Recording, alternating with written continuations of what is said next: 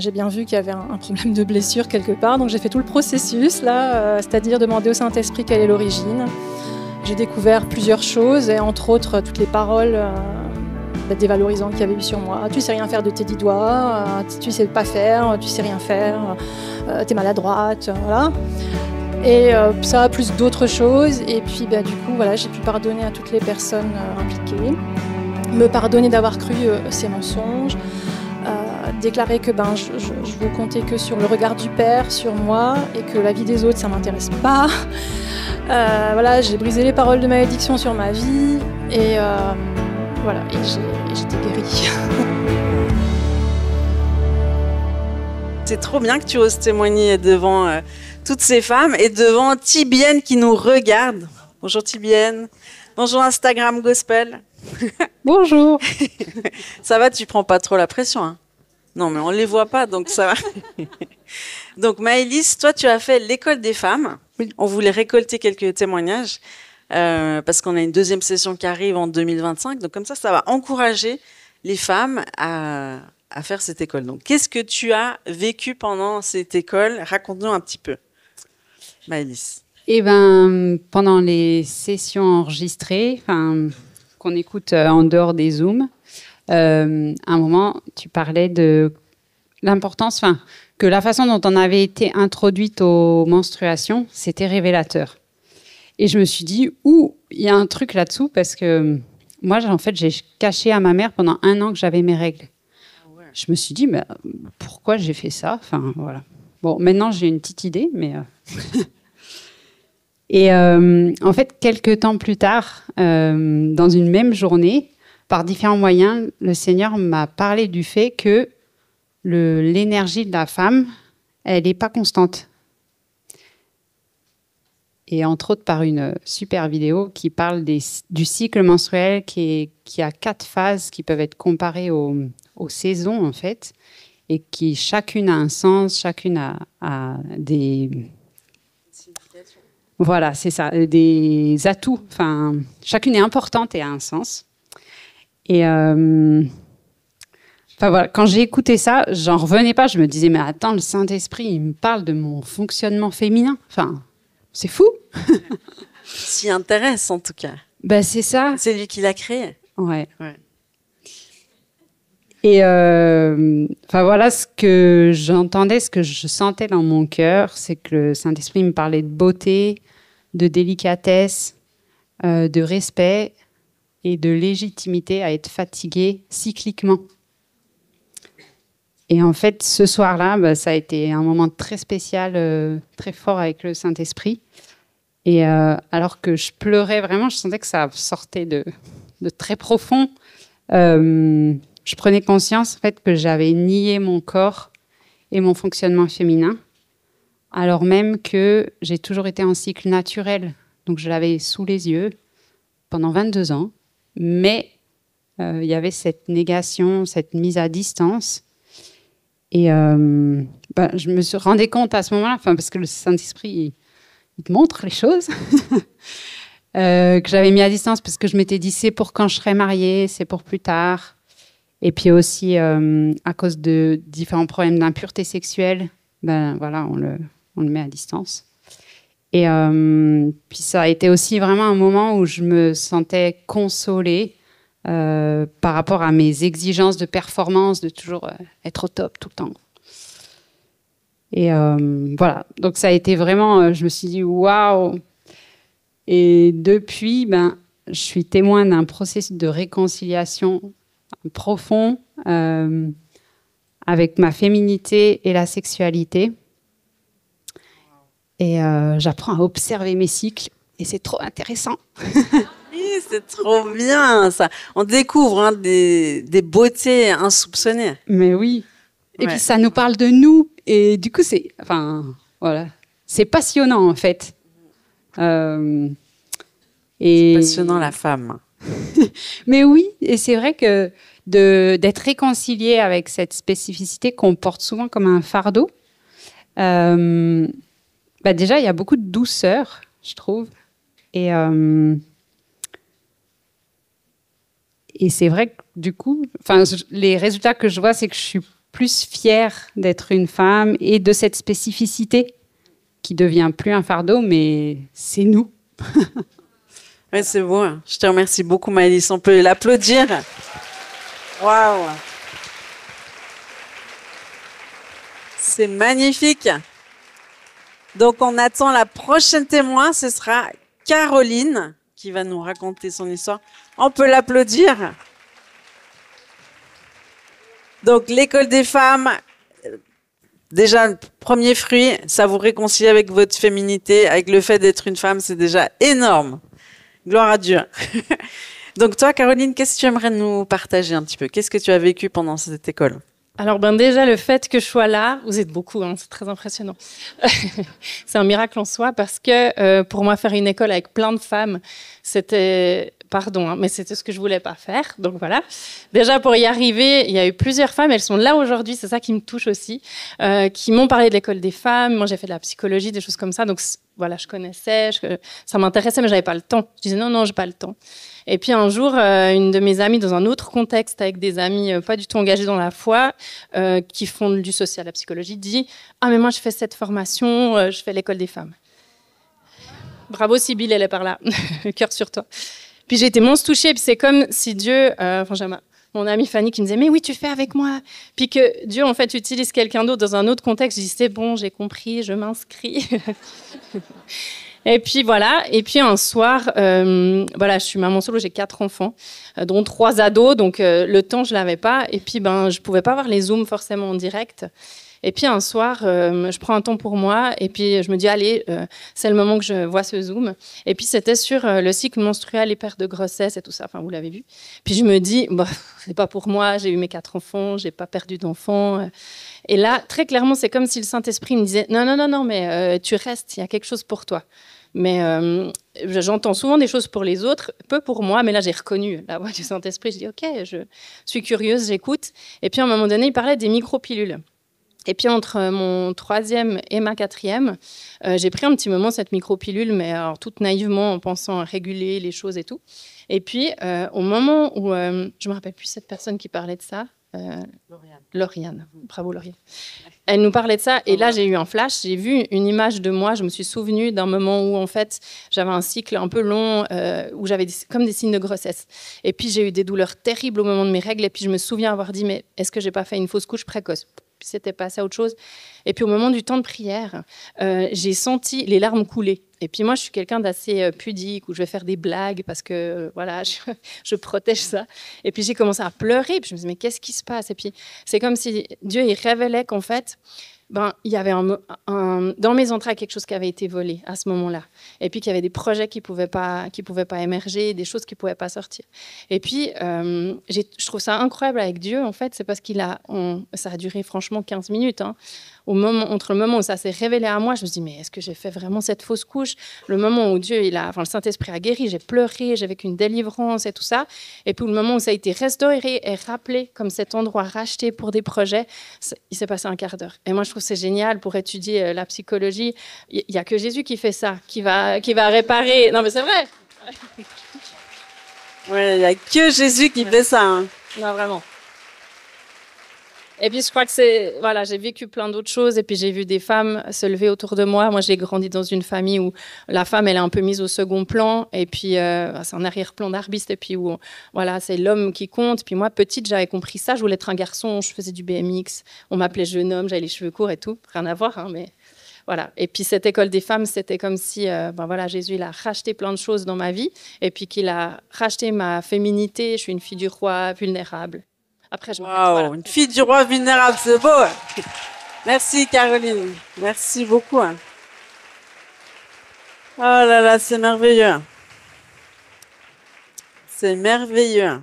En attendant Mélodie qui va nous raconter la guérison physique qu'elle a vécue pendant l'école des femmes, là pendant la pause, là pendant la petite session dédicace, oui, on peut l'applaudir.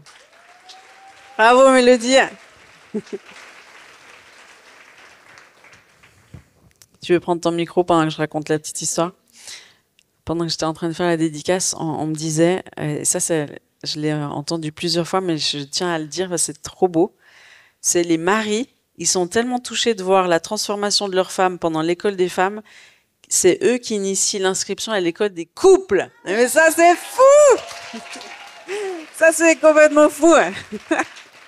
C'est magnifique. Alors, Mélodie, qu'est-ce que tu aimerais nous partager? Qu'est-ce que tu as vécu pendant l'école des femmes? Alors, moi, j'ai vécu plusieurs choses pendant l'école des femmes, mais notamment, en fait, je suis dans l'église avec Sandra et Julien depuis 1 an maintenant, tout juste. Et j'ai commencé un processus de guérison et puis on avait fait Ésaïe 61 et je dois passer par là pour vous expliquer le reste de ce qui s'est passé à l'école des femmes. Mais là, j'ai eu la révélation qu'en fait, j'avais fait un blackout sur des abus sexuels d'un maître quand j'avais l'âge à peu près de 8 ans. Et j'ai mis tout ça comme au placard et j'ai jamais pu revenir dessus. Et puis en fait, là, ça m'est remonté, ça m'est révélé et j'ai dû pardonner et ça a été hyper dur pour moi. Puis après, je suis rentrée comme dans un processus et puis un soir, c'était le 2e live, je me souviens, Sandra, elle dit, je crois qu'il y a des personnes qui ont des problèmes avec des ovaires polykystiques. Et puis c'était mon cas. Et là, j'ai dit, je m'empare de ma guérison. Et en fait, quand j'ai fait ça, depuis, je ne peux pas vous expliquer ce qui s'est passé. Tous les mois, je souffrais le martyre. On avait même posé un diagnostic d'endométriose et de toutes choses horribles sur ma vie. Et puis là, j'ai vu vraiment que les choses se sont régulées au niveau de mes cycles, que j'avais plus de douleurs. Et Sandra, elle a reprié pour moi. Et là, je peux dire que franchement, oui, j'ai encore un peu des douleurs, mais rien à voir avec ce que j'ai connu. Et je veux déjà rendre gloire à Dieu pour ça. Et puis, ensuite,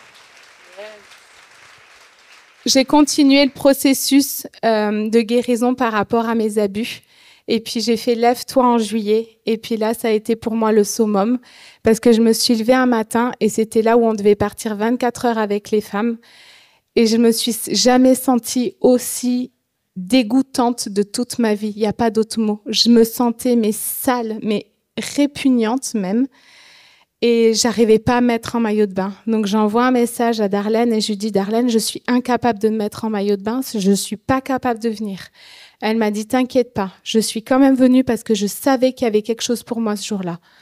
Et quand je suis arrivée là, on avait 3 ateliers, dont un, c'était la haine de son corps. Et c'était tous celui que je voulais juste pas faire. Et c'est celui par lequel j'ai commencé parce que Estelle m'a dit, tu viens avec moi. Et quand j'ai commencé par celui-là, j'ai vraiment demandé pardon à mon corps de l'avoir négligé, de plein de choses. Je me suis vraiment humiliée. Et ce qui s'est passé à ce moment-là, je ne peux pas trop vous dire, mais je sentais que je devais crier quelque chose. Et puis Adèle, elle est venue m'aider parce que je n'y arrivais pas. Et puis elle me dit, vas-y, crie. Et puis, il faut vous dire le contexte, on était sur une plage à Talloires, au milieu de tout le monde. Enfin, on était dans une crique, mais quand même, il y avait du monde. Et moi, j'ai dit, mais je peux juste pas crier. Elle me dit, si, Adèle. Elle me dit, si, tu vas crier. Je dis, OK. Et là, j'ai crié, je déclare que je suis libre. Et en fait, ça a créé quelque chose en moi. J'ai senti une libération à ce moment-là. Et puis, la deuxième chose qui s'est passée, c'est qu'on a continué les ateliers. Et après, c'était Sandra et Émilie qui m'ont plongée dans un baptême d'amour. Et je peux même pas vous expliquer ce qui s'est passé. Mais c'est comme si j'ai vécu une renaissance. Et en fait, quand ils m'ont plongée dans l'eau et qu'elles m'ont ressorti, j'ai fait « et c'est comme un second souffle. Et je peux pas vous dire ce qui se passe aujourd'hui, mais j'avais même des problèmes pour aller aux toilettes et tout ça. Je n'ai plus de problème.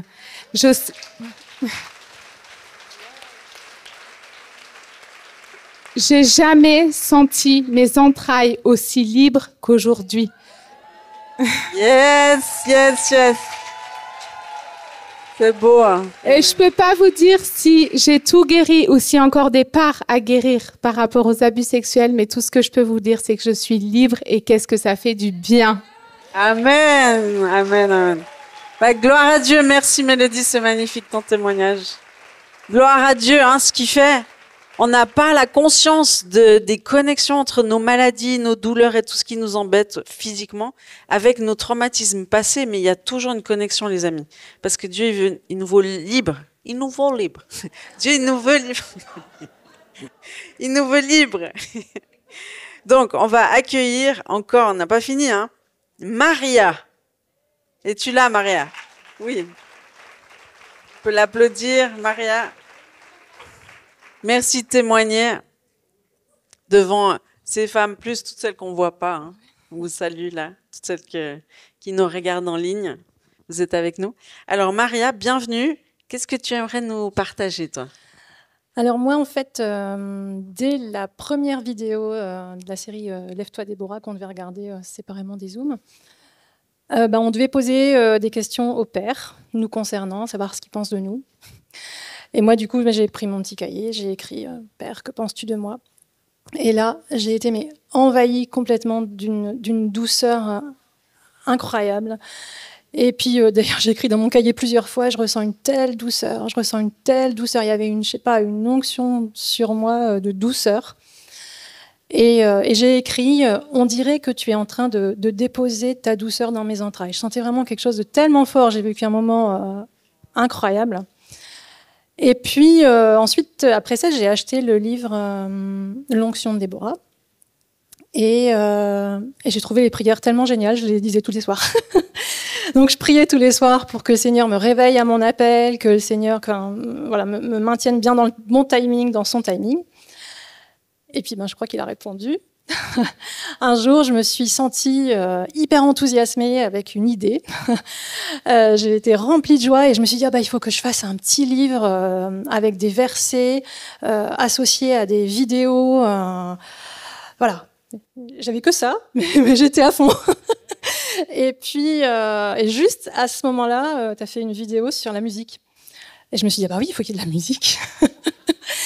Et voilà. Sauf qu'au moment de m'y mettre, j'arrivais pas parce que je me suis dit, non, moi, je suis pas à la hauteur. Comment je vais faire un truc pareil? Moi, je sais pas faire ça. Enfin, je vois pas comment je vais faire. Voilà. Et donc, j'ai bien vu qu'il y avait un problème de blessure quelque part. Donc, j'ai fait tout le processus, là, c'est-à-dire demander au Saint-Esprit quelle est l'origine. J'ai découvert plusieurs choses, et entre autres, toutes les paroles dévalorisantes qu'il y avait eu sur moi. Tu sais rien faire de tes 10 doigts, tu sais pas faire, tu sais rien faire, t'es maladroite, voilà. Et ça, plus d'autres choses. Et puis, du coup, voilà, j'ai pu pardonner à toutes les personnes impliquées, me pardonner d'avoir cru ces mensonges, déclarer que je veux compter que sur le regard du Père sur moi et que la vie des autres, ça m'intéresse pas. Voilà, j'ai brisé les paroles de malédiction sur ma vie et voilà, et j'étais guérie. Waouh! C'est magnifique. Et alors par contre, je me suis pas mise tout de suite, mais lors du dernier Zoom, il y a eu une parole de connaissance. Il y a une personne qui a mal au coude parce que elle porte un fardeau que le Seigneur ne lui a pas demandé. Par contre, il lui a demandé de faire quelque chose qu'elle ne fait pas. Oh, voilà. C'est bon, les paroles de connaissance. Ouais. J'ai dit, non, c'est moi. Et j'avais mal au coude depuis plusieurs semaines, mais je savais pas pourquoi, justement. Et je me suis dit, non, mais demain, je commence. Alors... D'ailleurs, il y en a qui ont mal quelque part, parce qu'elles font pas leur taf. Commencez demain à la douleur de ça. Oui, parce que le lendemain, j'ai commencé. Immédiatement, j'ai plus mal au coude. C'était immédiat. Et puis, en commençant, j'ai su ce que je voulais faire, en fait. Et j'ai su que c'était pour les femmes. Et du coup, je l'ai réalisé, je l'ai même ramené, voilà. Waouh! On a le produit fini, c'est magnifique. J'ai tout de suite su que c'était quelque chose pour les femmes et qu'il fallait que ça s'appelle les mots doux du Seigneur pour toi. Et qu'il fallait que j'y mette tous les mots doux qui me font du bien à moi et puis que je redéverse finalement dans quelque chose, la douceur que moi j'avais reçue au mois de janvier. Et ça, c'est trop beau ce que tu nous racontes là. J'aime, Maria. Et donc, alors ça, c'est le premier prototype que j'ai imprimé pour vous, pour que l'équipe de l'école des femmes, elle puisse voir ce qui est né en fait de cette école. Et du coup, il y a des versets, des versets qui moi me font du bien. Je trouve que c'est des petits mots doux. Et puis j'ai réalisé des petites vidéos qui les illustrent avec de la musique. J'ai mis des QR codes. Et je me disais que les femmes qui l'auraient entre les mains, qui regarderaient ou qui l'auraient, voilà, je voulais que ce soit doux, j'ai mis des fleurs partout, et qu'elle recevrait aussi de la part du Père cette douceur, cette tendresse qui veut voilà, parce qu'il veut nous dire qu'il nous aime, qu'il veut nous déverser sa tendresse, et que ce déversement de douceur que moi j'ai reçu, voilà, j'espère que celles qui l'auront entre les mains le recevront aussi. Et j'ai même eu l'idée, j'avais vraiment envie, tout en le faisant, de pouvoir le distribuer dans des prisons. Aux femmes... Non mais regardez ces beaux ministères qui sortent. C'est trop beau. Aux femmes... ouais. Imaginez-vous Ouais. un déversement du Père dans une entraille d'une personne, comment ça peut être déversé sur des centaines de femmes. Donc, nous, on est un petit reste, mais imaginez si de chacune de vos entrailles, il y a quelque chose qui en sort, imaginez l'impact sur toute la francophonie et bien au-delà, comme dirait notre ami Buzz l'éclair. Oui.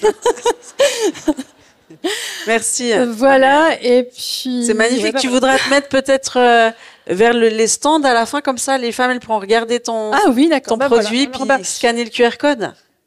Oui, et en fait, il n'est pas encore en vente, parce que j'ai juste fait un prototype. Mais voilà. Comme ça, elles peuvent regarder. Et j'espère trouver bientôt comment faire pour l'imprimer, pour le publier, pour que... Voilà. Ouais, on bénit ce projet, on te bénit, Maria. Merci beaucoup de ton partage. On peut l'applaudir. Bravo, bravo. Waouh, je suis émerveillée de voir ce que Dieu peut produire par obéissance, les amis. Cette école des femmes, je me sentais bien incapable de la faire, mais vraiment bien incapable. Bon, heureusement que j'ai un mari qui est extraordinaire. C'est un vrai couteau suisse, il sait tout faire.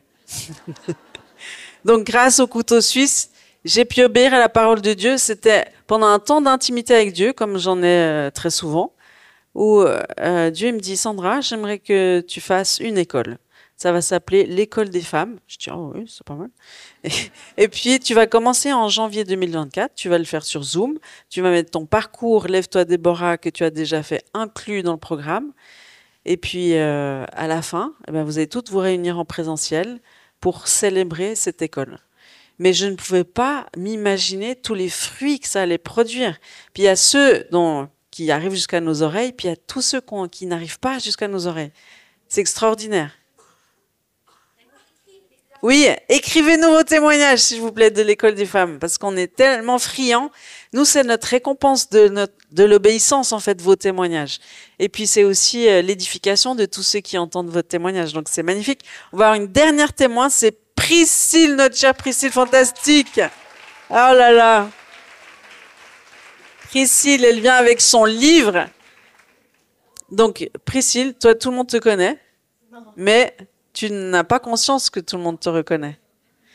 Non, elle dit. Puis mon mari, il me tient droit dans mes bottes. Il me dit tout le temps, la seule chose qui compte, c'est être connu de lui. Exactement. J'aime que tu le dises. Voilà. La seule chose qui importe, c'est d'être connu de lui. Ouais.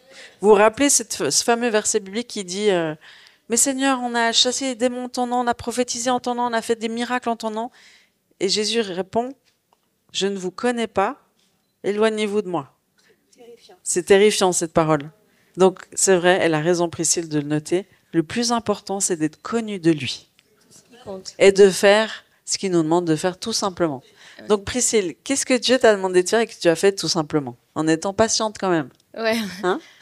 Déjà, juste avant, je voudrais vraiment te remercier et t'honorer pour l'école des femmes. Parce que toute ma vie, j'ai entendu les femmes dire « Mais nous, on n'a pas d'école des femmes, on ne sait pas comment faire, on n'a pas une école d'être de maman, on n'a pas une école d'épouse. » Maintenant, on ne pourra plus dire ça. Je veux vraiment t'honorer pour ça.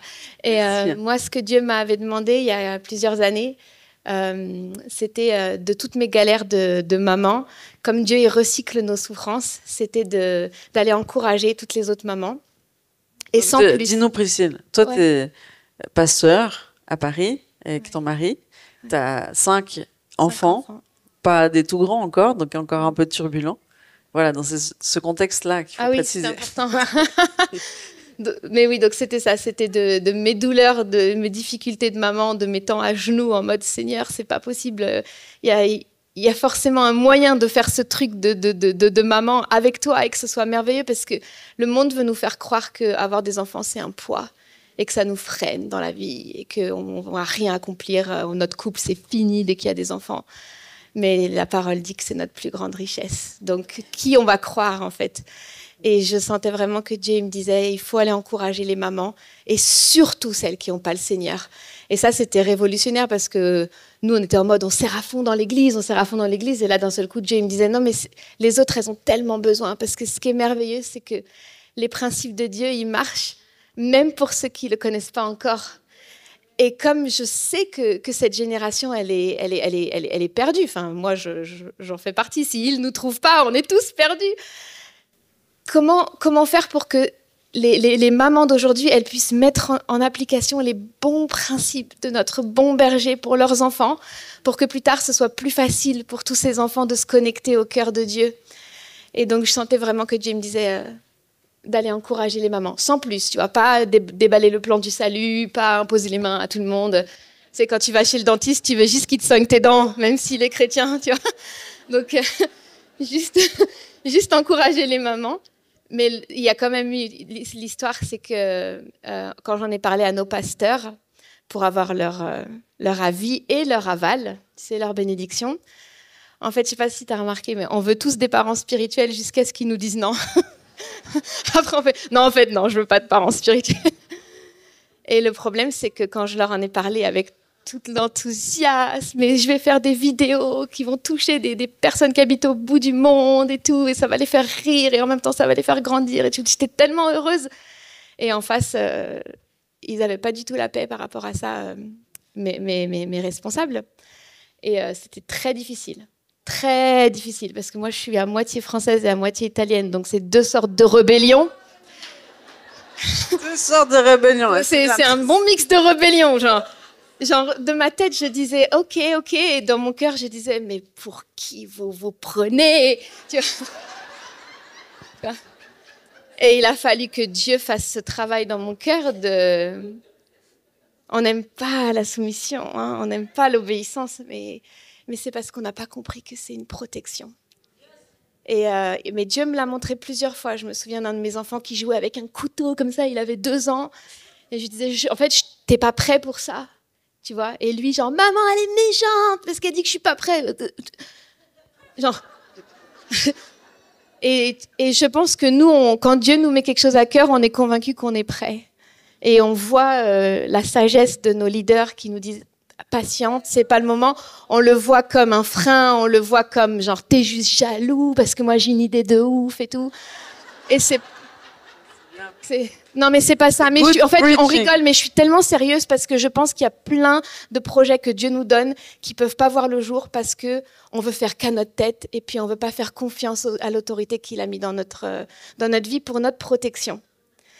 Et donc, c'était tout un chemin de continuer régulièrement à dire, vous savez, c'est toujours sur mon cœur, tout en gardant l'honneur, parce que les chrétiens, on est des champions pour avoir 2 visages, hein. On est des champions pour dire amen pasteur et 3 minutes après à la Gap on défonce les pasteurs, genre c'est. Et moi je l'ai fait, en fait j'ai grandi, c'était normal en fait. Bah bien sûr il y a un masque devant pasteur Sandra et il y a un masque quand elle est pas là. Et puis un jour mon mari il a dit la phrase qui nous a valu une énorme embrouille, mais que j'avais besoin d'entendre. Il a dit juste pour savoir, parce que je parlais super mal de nos pasteurs du coup, juste pour savoir là. T'es en train de t'associer au Seigneur ou au diable quand tu fais ça? Donc j'avais envie de le tuer, mais... C'est bien, Priscille, tu es authentique, vulnérable. Je suis désolée, wow. il faut ça vous parle? Oui.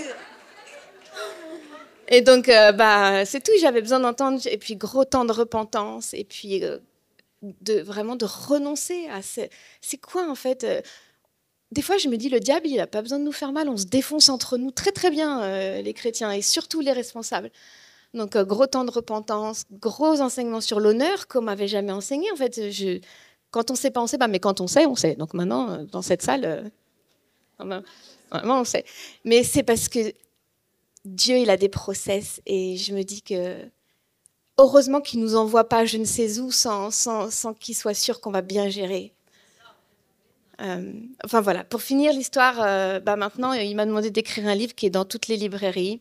Alléluia. Parce que l'obéissance, ça ouvre des portes. Et oui. Voilà. Oui.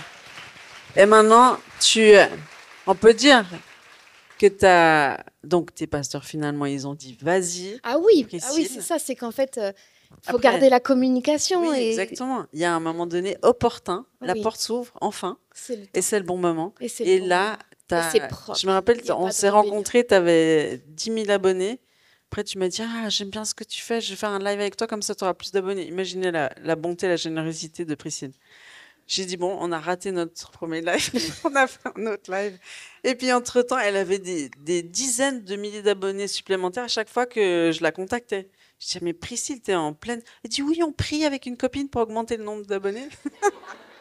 Puis maintenant, tu en as combien, dis juste? Peut-être En toute 180 000, humilité. 180 000 peut-être, ouais. sur Instagram. Et on ose dire comment tu t'appelles sur Instagram? Oui. Il faut- Dépassée mais heureuse. C'est elle, dépassée mais heureuse. Oui. Et puis montre-nous mieux ton livre. Parce que vous le trouvez partout. C'est quelle édition? C'est Solar. Solar. Et comment il s'appelle? Et c'est ça qui est merveilleux aussi, c'est qu'ils ont dit on aime comment tu partages, on aime la lumière, on aime la sagesse et tout. J'avais envie de leur dire il vous faut rencontrer Jésus, c'est oui. tout ce qu'il vous faut. Mais c'est ça, tu émanes Jésus dans le monde et tu impactes des tonnes de femmes. C'est juste merveilleux. Tu les réconcilies avec le fait d'avoir des enfants, l'éducation, et tu libères tous les principes de Dieu avec une telle grâce, authenticité, générosité. Merci Priscille, tu as une bénédiction pour nous toutes. Merci. Dépassée mais heureuse sur Instagram, 180 000 abonnés. Alléluia. Donc achetez son livre s'il vous plaît. Il va vous encourager en tant que maman. Comme ça, vous vous sentirez peut-être dépassée, mais heureuse. Alléluia.